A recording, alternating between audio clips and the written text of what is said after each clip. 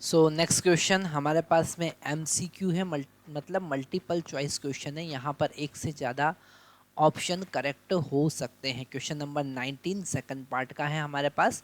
Question में given है a man of mass M standing at the bottom of the staircase of height L climbs it, okay, and stand at its top, है ना, नीचे से वो ऊपर जाता है और ऊपर जाके खड़ा हो जाता है।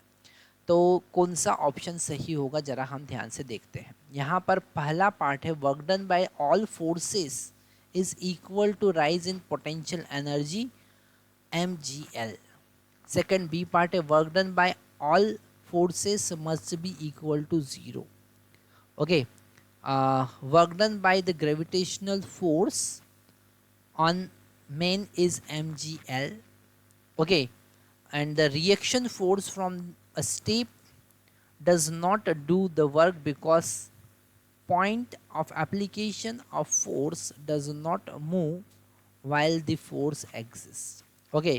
तो यहाँ पर अगर फर्स्ट ए पार्ट हम देखें, the work done by all forces is equal to MgL, नहीं, यहाँ पर दूसरे भी बहुत सारे फोर्स लग रहे हैं, है ना। बॉडी जब मेन ऊपर चढ़ेगा तो उसका मस्कुलर फोर्स भी वहाँ पर काम करेगा।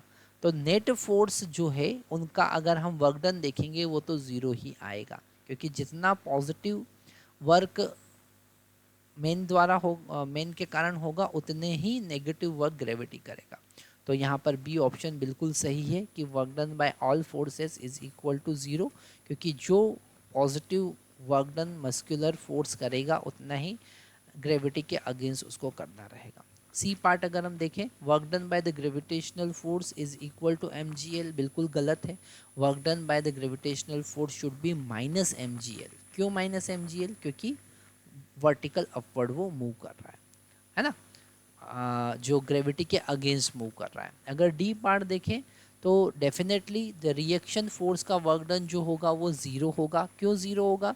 क्योंकि वो मूव ही नहीं कर रहा है, ओके।